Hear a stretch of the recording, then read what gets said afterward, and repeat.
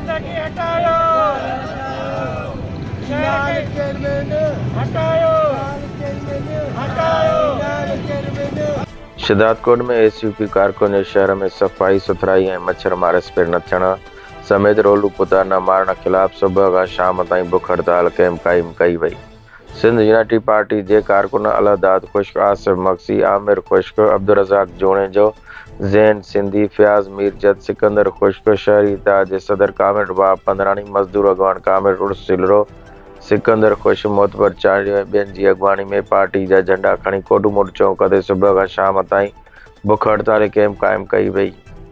उन मौक़े ते अॻवाननि मीडिया सां ॻाल्हाईंदे चयो त म्यूनिसिपल चेयरमैन ऐं DHO हेल्थ कंबर सिद्धार्थकोट खे गुज़िरियल 2 महीननि खां वठी चवंदा अचूं था त शहर में मच्छर मारे स्प्रे करायो वञे, पर हुननि जे कननि जी जूं बि नाहे जुड़ी, जंहिंजे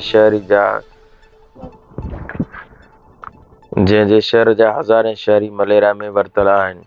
उन्हनि चयो त समूरनि शहर गंदगी जो वर चढ़ियल आहे। हंधे हंधे गंदगी जा ढेर लॻल आहिनि ऐं अक्सर रोडनि ते पाणी तलाउनि जी सूरत में बीठल आहे, जंहिंजे करे शहरी बीमार में वरतल आहिनि।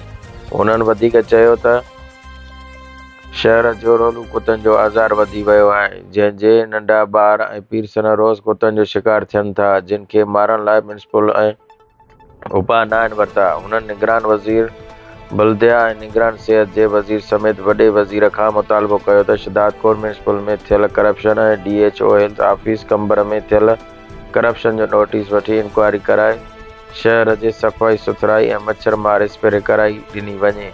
रोलू कुता माराए शहरनि जी ज़िंदगी खे तहफ़ुज़ ॾेई शहरनि में पकड़ बेचैनी ख़तमु कई वञे। ॿी सूरत में सख़्तु एहतिजाज पिणु कयो वेंदो।